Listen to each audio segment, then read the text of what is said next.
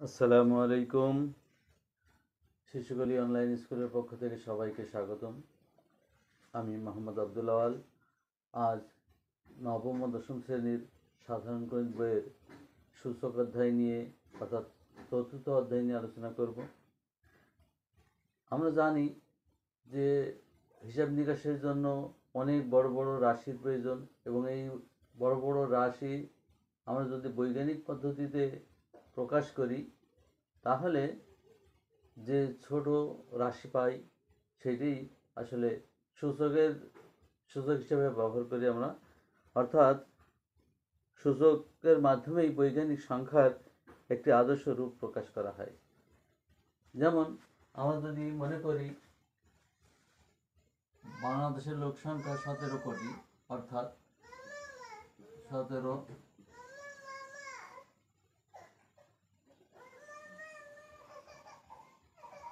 আর 10 একক, দশক, শতক, সহস্র, অযুত, লক্ষ, নিযুত, কোটি, অর্থাৎ এটি 17 কোটি। এই সংখ্যাটাকে আমরা যদি বৈজ্ঞানিক পদ্ধতিতে প্রকাশ করি, যদি 1.7 ইন্টু 10⁸, এই যে আমরা এইটা বৈজ্ঞানিক রূপে প্রকাশ করলাম, অর্থাৎ 10⁸, এইটাই মূলত সূচকের কাজ করলো। অর্থাৎ বৈজ্ঞানিক পদ্ধতির একটি আদর্শ রূপই হচ্ছে সূচক। সেই সূচক সম্বন্ধে আমরা আজকে আলোচনা করব। আমি প্রথমেই সূচকের কিছু সূত্র লিখে রেখেছি। এই সূত্রগুলো আমরা সাধারণভাবে আগে জানবো, তারপরে আমরা গাণিতিক সমস্যা চলে যাব। প্রথমে আমরা লিখছি a⁴m into a⁴n equal to a⁴m plus n, অর্থাৎ এ যদি বাস্তব সংখ্যা হয় এবং m ও n যদি স্বাভাবিক সংখ্যা হয় তাহলে এই সূত্রটা হবে। যেমন আমি যদি লিখি 10 কিউব গুণ 10 স্কোয়ার, তাহলে আসলে কি হয়? 10 কিউব মানে 1000 গুণ 10 স্কোয়ার মানে 100, অর্থাৎ যদি আমি গুণ করি 10 × 0, অর্থাৎ 10 এর পাওয়ার 5। এখানেও আমরা যদি ব্যবহার করি 10 3 প্লাস 2, অর্থাৎ এখানে যেমন 10 এর পাওয়ার 5 হয়েছে, এখানেও তাই 10⁵, অর্থাৎ এই যে যদি আমি বললাম কি এইটা যদি বাস্তব সংখ্যা হয়, ভিত্তি, এটাকে আমরা ভিত্তি বলবো, মাথার উপর যেটা আছে সেটাকে আমরা সূচক বা পাওয়ার বলবো, একে আরেকটা নাম আমরা বলতে পারি, এটি ঘাত। সুতরাং যদি ভিত্তি বাস্তব সংখ্যা হয় এবং ঘাত বা সূচক বা পাওয়ার যাই বলি না কেন সে যদি স্বাভাবিক সংখ্যা হয়, তাহলে আমাদের সূত্র হবে গুণের বেলায় পাওয়ারগুলোর যোগ। এবার 2 নম্বর সূত্রে আমরা যদি ভাগ অবস্থা দেখি, তাহলে কি হবে? ভাগের বেলায় পাওয়ারগুলো বিয়োগ হবে। এখানে একটা জিনিস মনে রাখতে হবে, যদি লবের পাওয়ার হরের পাওয়ার অপেক্ষা বড় হয় তাহলেই লবের পাওয়ার থেকে হরের পাওয়ার বিয়োগ হবে। কিন্তু যদি লবের পাওয়ার হরের পাওয়ার থেকে ছোট হয় তাহলে এই যে ব্যস্ত আনুপাতিক হবে এবং হরের পাওয়ার থেকে লবের পাওয়ার বিয়োগ হবে।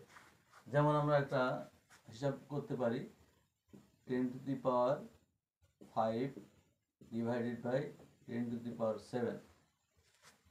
তাহলে আমরা কি হিসাব করতে পারি? এখানে হিসাব মতো 10⁵ মাইনাস 7 ইকুয়াল টু 10⁻²। আমরা জানি a power -1 equal to a power 1/a।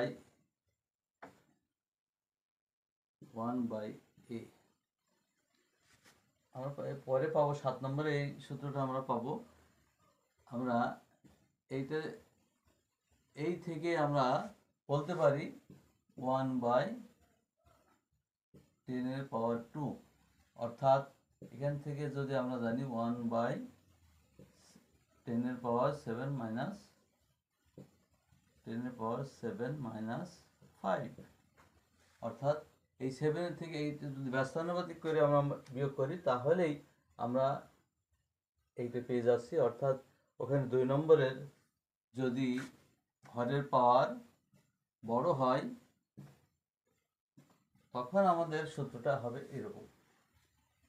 3 নম্বর সূত্রটা আছে যদি একাধিক ভিত্তি থাকে, অর্থাৎ এখানে এ বি দিয়েছে, আমরা বাস্তব সংখ্যায় দেখি 3 × 5 স্কোয়ার, 3 × 5 স্কোয়ার, এখানে 3 × 5 = 15 স্কোয়ার সমান 225। আমরা যদি আলাদাভাবে হিসাব করি 3 স্কোয়ার × 5 স্কোয়ার অর্থাৎ 9 × 25 = 225। নিশ্চয়ই এই সূত্রটা আমরা বুঝতে পারছি। আমরা পাওয়ারটাকে ভিত্তির পরে আমরা আলাদা আলাদাভাবে দিতে পারি, তাহলেও আমাদের রেজাল্ট একই আসবে। 3 নম্বরটা যদি ভিত্তি লব হর অবস্থায় থাকে তাহলেও ভিত্তি লবেও পাওয়ার লবেও যাবে এবং হরেও যাবে, কিন্তু এখানে মনে রাখতে হবে হর কখনোই যেন শূন্য না হয়। হর কখনোই শূন্য হবে না, হর শূন্য হলে সেটা অসংজ্ঞায়িত হয়ে যাবে। 5 নম্বর যদি কোনো ভিত্তির পাওয়ার থাকে এবং তাকে যদি আবার পাওয়ার দিয়ে আটকানো হয় তাহলে সেই পাওয়ারে গুণ হয়ে যাবে, অর্থাৎ a⁴m পাওয়ার n, অর্থাৎ a⁴mn। 6 নম্বর সূত্রটা একটি চমৎকার সূত্র।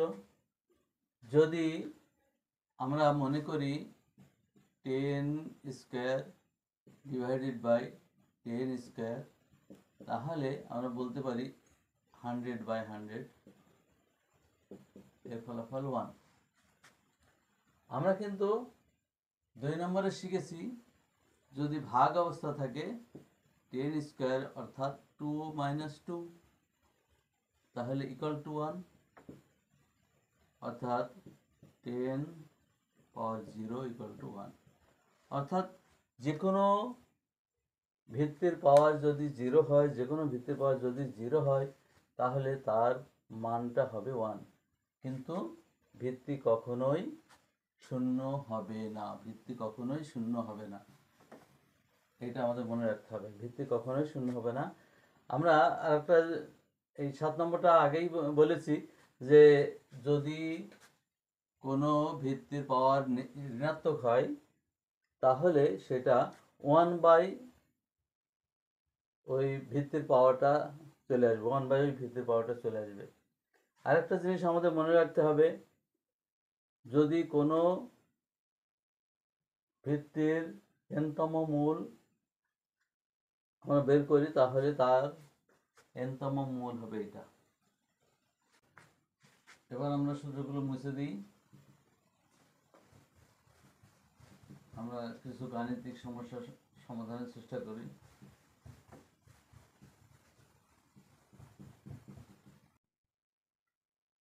আমরা এখানে 3টা প্রশ্ন গাণিতিক সমস্যা লিখে রাখছি, 2, 5 এবং 7। প্রথমে আমরা এই 3টা সমস্যার সমাধানের চেষ্টা করি। প্রথমে 2 নম্বরটা সমস্যার সমাধান করি। √3 7 স্কয়ার √3 7 √7। আমরা সূত্রে বলছিলাম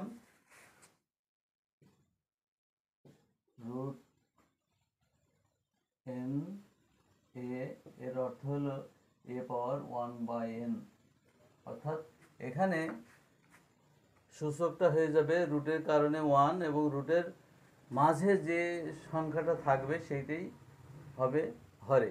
অর্থাৎ যদি আমরা শুধু রুট a পাই তাহলে হবে 1/a⁻1/2, অর্থাৎ রুট অর্থ হাফ, কিন্তু রুটের এই অংশে যে মানটা দেয়া থাকবে পাওয়ারটা হবে 1/, তত।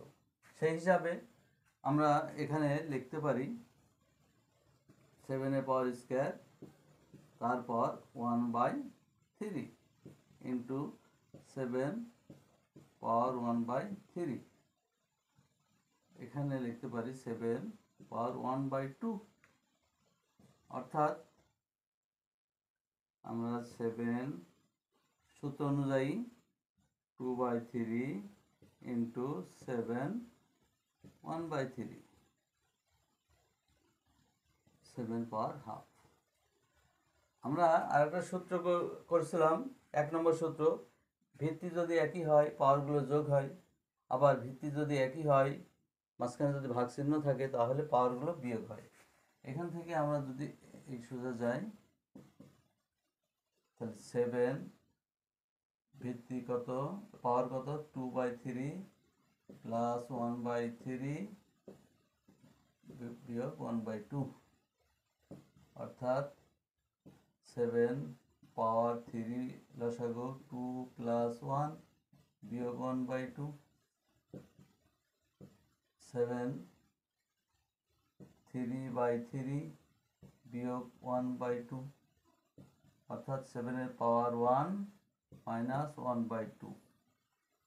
এখানে যদি আমরা লসাগু করি 2 মাইনাস 1, অর্থাৎ 7 এর পাওয়ার 1/2, এর মানেই √7, এইটি হলো অ্যান্সার। প্রথমে আমরা কি করেছি, আমরা দেখেছি যে রুটের ভিতরে যে সংখ্যাটা থাকবে ওই পাওয়ার 1/, তত হবে, ও পাওয়ার হবে 1/, তত। সেই হিসাবে লিখছি 7 এর পাওয়ার স্কয়ার আছে, এই জন্য 1/3, এটাও 1/3, এটা কিছুই নাই, অর্থাৎ এখান থেকে আমরা বলতে পারি 1/2 নিশ্চয়ই। এরপরে আমরা পাওয়ার গুণ করে দিয়েছি, তারপরে আমরা সূত্র অনুযায়ী মাঝখানে গুণ চিহ্ন থাকলে পাওয়ার যোগ হবে এবং ভাগ চিহ্ন থাকলে পাওয়ার বিয়োগ হবে। আমরা সেই কাজটুকু করেছি। এটা 7 নম্বর প্রশ্ন, সেই কাজটা করেছি। এরপরে যোগ করে আমরা ফলাফল পেয়েছি 1, হাফ বিয়োগ করেছি, হাফ বিয়োগ করে ফলাফল হয়েছে 7 পাওয়ার হাফ, অর্থাৎ √7। আমরা 2 নম্বরটা সমাধান করলাম। 5 নম্বরটা দেখি।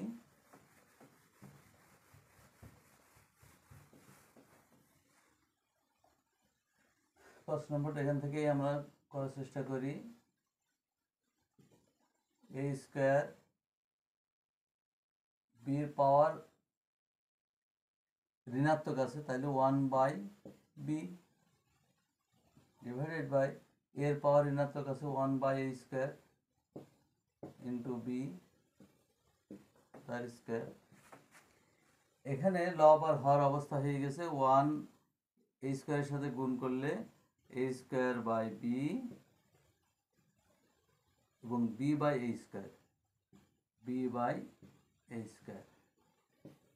এর পাওয়ার স্কয়ার।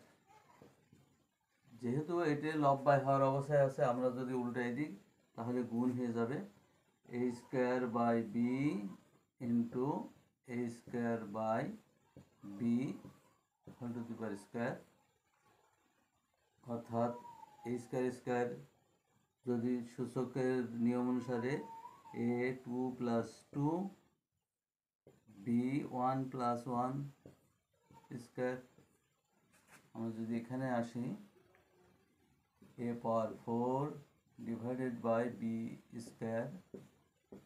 তার স্কয়ার, তাহলে সূচকের সূত্র অনুযায়ী আমরা পাওয়ার গুণ করে দিতে পারি, a⁴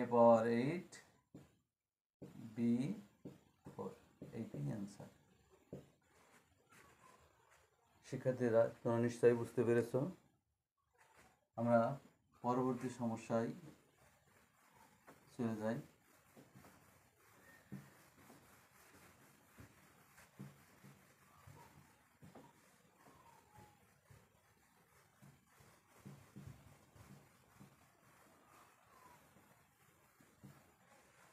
পরবর্তী সমস্যাটা হলো, এই পাশ থেকে করি।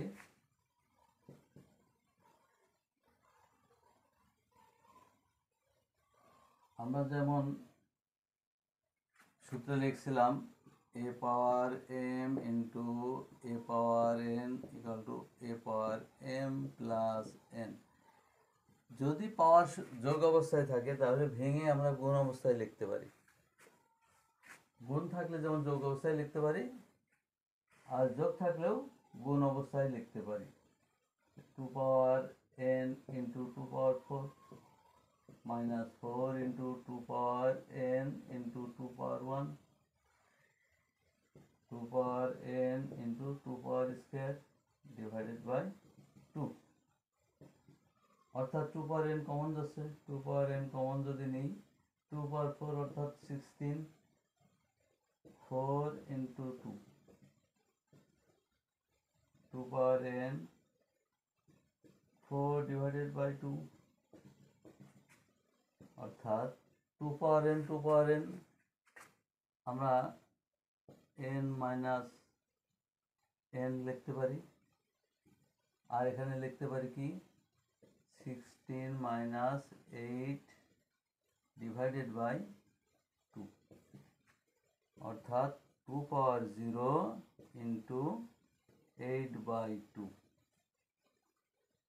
8 আর 2 কাটাকাটি 4। এটা যদি আমরা ঘুরিয়ে এখানে লিখি 2 পাওয়ার 0 অর্থাৎ 1 ইন্টু 4 সমান 4।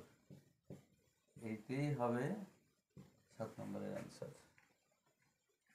শিক্ষার্থীরা, তোমরা এই করোনা মহামারীর সময় স্বাস্থ্যবিধি মেনে চলো এবং তোমাদের সময়কে কাজে লাগাও, যাতে এই করোনার প্রাদুর্ভাব কমে যাওয়ার সাথে সাথে আমরা বিদ্যালয়ে ক্লাসে ফিরে যেতে পারি, সেই সাথে সাথে আমরা আমাদের পরীক্ষায় অংশ নিতে পারি, যাতে আমরা এই সময়টা কাজে লাগিয়ে ওই পরীক্ষায় ভালো রেজাল্ট করতে পারি।